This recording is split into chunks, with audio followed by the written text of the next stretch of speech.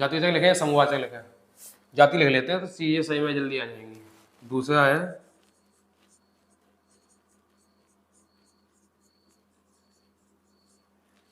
जातिवाचक संज्ञा।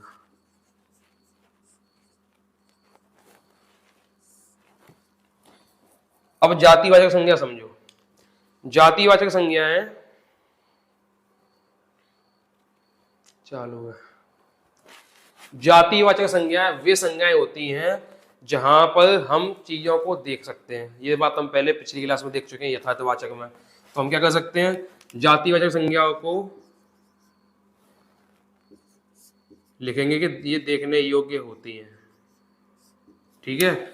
और जब ये देखने योग्य होती हैं वो ठीक है, एक बात होगी। दूसरी बात क्या होगी कि इनका हम रूप हमेशा बहुवचन रखेंगे, हमेशा। कैसा रखेंगे? हमेशा इनका रूप कैसा होगा? बहुवचन होगा।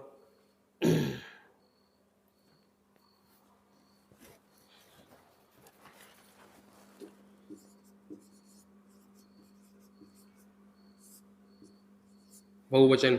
लेकिन जब कभी आपको देखना हो, समझना हो, तो एक वचन भी कहा जा सकता है, ठीक है।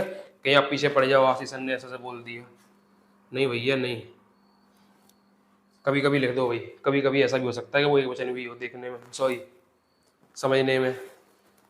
दूसरा क्या होगा इसमें आपको, अब ये देखो जो ये तीसरा पॉइंट है ना, वो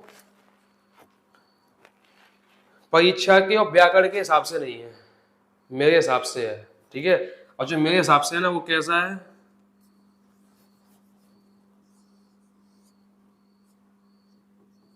वो कैसा है कि यहां पर आपको मिलेगी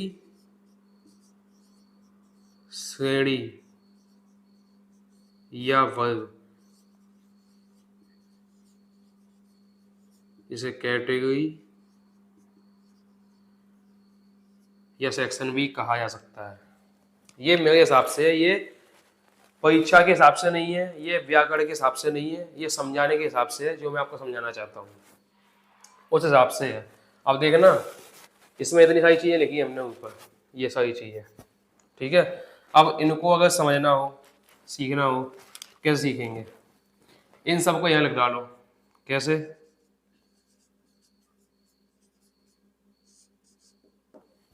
इंसानों, अगर इंसानों नहीं लिखना है तो सीधा इंसान लिख दो। समझाऊंगा कैसे। ये एक वचन भी है, बहुवचन भी, ध्यान रखना। लो एक काम करते हैं, थोड़ी गलती मुझसे ही हो गई है, थोड़ा मुझसे ही गलती हो गई है, थोड़ा समझ लेना मेरी बातों को, क्षमा कर देना आशीष को। ये बहुवचन भी है, ये एक वचन भी है, ठीक है। इस प्रकार से एक वचन है, इसी में जोड़ देंगे, कर देंगे इंसानों, तो ये बहुवचन भी है, ठीक है। लिखा है पशु, लिखा है पक्षी,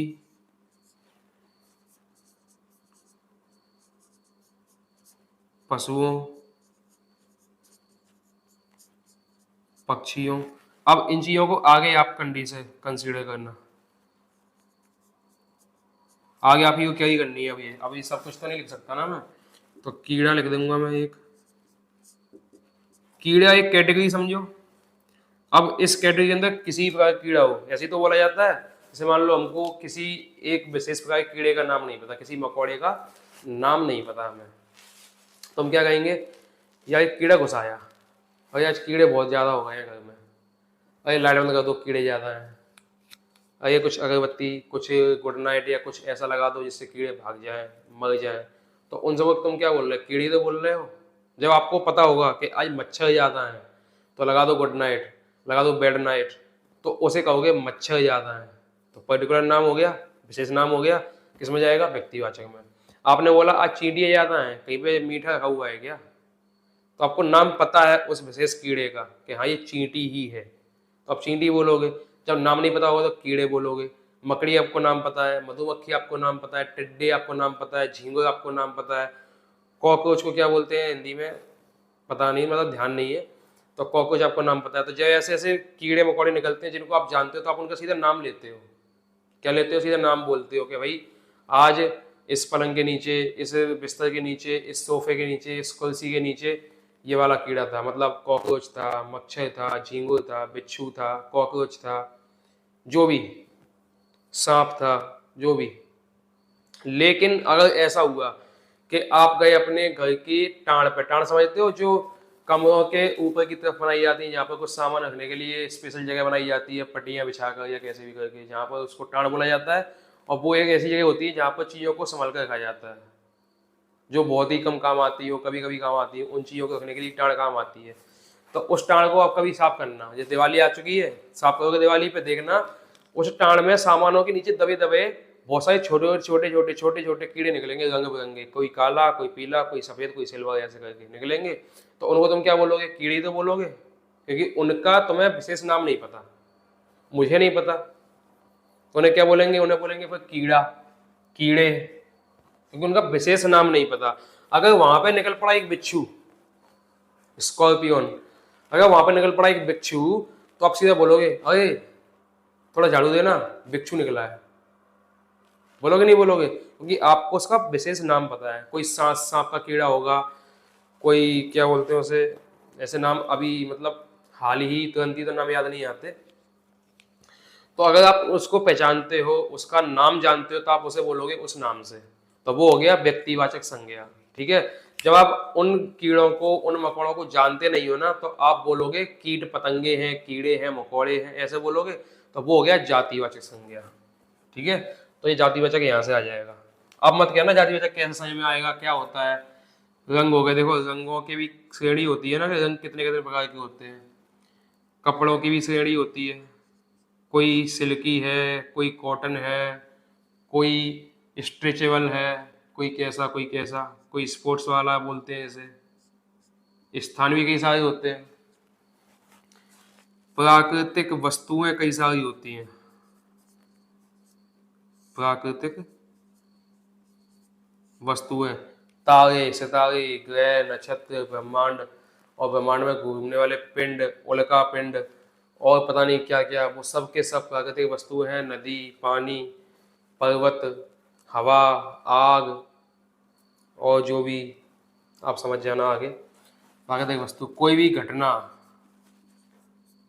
आपने बोल दिया घटना घटी, तो उस घटना में अगर आपको नाम ध्यान नहीं आया उस घटना का, कि हमने कल की क्लास में हिस्ट्री की क्लास में घटनाएं पढ़ी, आपको नाम याद नहीं आया, तो अब जो सामने वाला जो आपकी बातों सुनना है ना, हमने घटनाएं पढ़ी, वो अब आपको देगा ऑप्शन, जलियांवाला बाग, या असहयोग आंदोलन, या 1857 क्रांति, या दांडी मार्च, या नमक सत्याग्रह, या भारत छोड़ो आंदोलन, वो देगा आपको ऑप्शन। तब उन विकल्पों में से आप किसी एक को बताओगे हाँ ये पढ़ा, या मान लो दो चार पढ़ी तो ये भी पढ़ी, ये भी पढ़ी। तो घटनाओं के नाम अलग अलग मिल रहे हैं ना, जहां पर आपको कई सारे प्रकार की चीजें मिलती हैं, फिर उन कई सारी प्रकार की चीजों को एक चीज कहा जाता है, उसको जातिवाचक कहते हैं। ठीक है। तो घटना में कई सारी घटना आ सकती हैं, हो सकता है कल शाम को घटी हो सकता है आज सुबह घटी हो सकता है दिन में घटी हो, छोटा मोटा एक्सीडेंट, या कुछ ऐसा जो जिसको उम्मीद ही नहीं थी जिसकी, उसे भी घटना कहा जा सकता है ना। समय कई प्रकार से होते हैं, सुबह, शाम, दिन, रात, 2 बजे, 8 बजे, 6 बजे, 3 तारीख, 18 तारीख, उस जनवरी, ये जनवरी, उस साल, पिछली साल, तो की साल, आने वाली साल, ये वाला, वो वाला, सब कुछ समय। धातुएं कई प्रकार की होती हैं, धातुएं कई प्रकार की होती हैं। यहाँ पर पेड़ पौधे लिख लो, पेड़ पौधा, मेवा, फल, फूल, है ना। रास्ते हो गए क्या, कपड़ा, स्थान, रास्ते भी कई सारे होते हैं ना।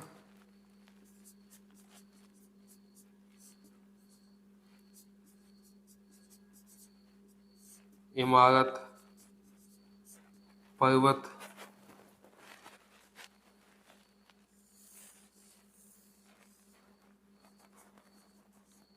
नदी, तालाब,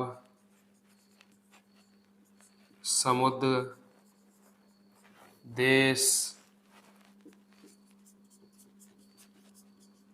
मौसम,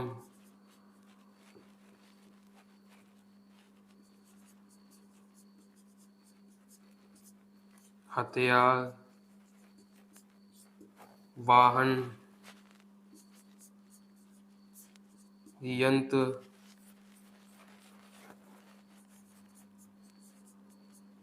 भाषा। और क्या लिख सकते हैं? धातु लिख गई क्या? धातु लिख गई। धातु में ये बस समझना आप कि भाई धातु केवल सोना, चांदी, लोहा, तांबा, जस्ता, पीतल, यही धातु है। प्लास्टिक भी धातु है, लकड़ी भी धातु है, ये भी ध्यान रखना।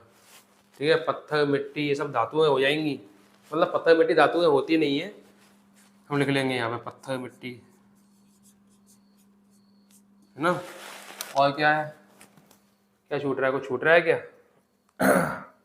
देखो, वैसे तो छूटना लायक कुछ है नहीं, फिर भी कुछ छूटता है।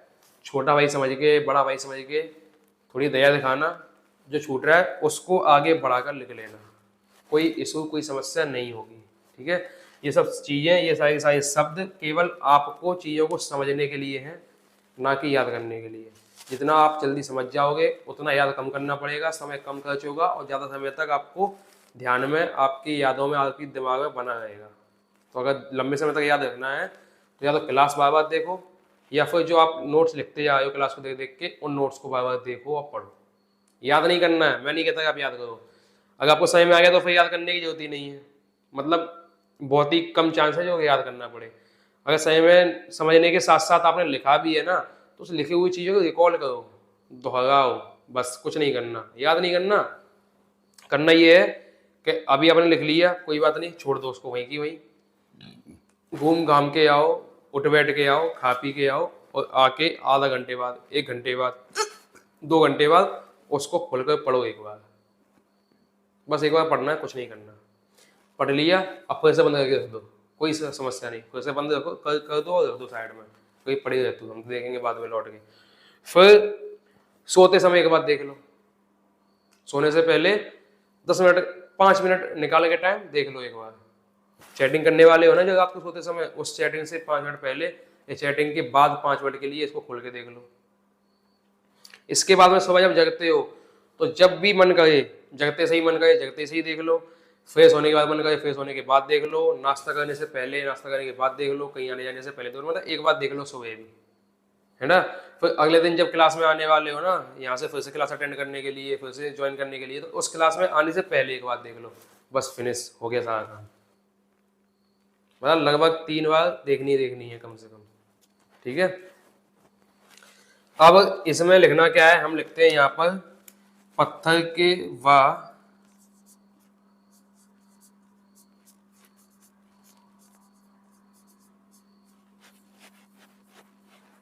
पत्थर, वस्तुएं आदि, कोई भी। अब इनका फायदा ये हो जाता है कि इन सभी में आप इन सभी शब्दों को बहुवचन बना सकते हो, लेकिन इन सभी को बहुवचन नहीं बना सकते। ठीक है, समझ आ गई बात।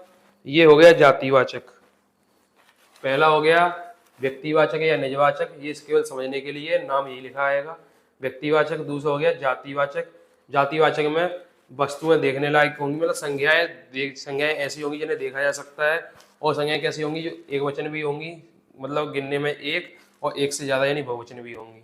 ये समझने के लिए है जो मेरी तरफ से है कि भाई श्रेणी या वर्ग को बोला जाता है जातिवाचक, जहाँ पर श्रेणी की बातें होती हैं, एक ग्रुप की, एक कैटेगरी की, एक सेक्शन की, एक क्लास की, कम्युनिटी की बातें होती हैं। ठीक है, भाषा हो गई, धर्म, जाति, ये सब चीज़ें भी इसी में आ जाएंगी। ठीक है, जातिवाचक में।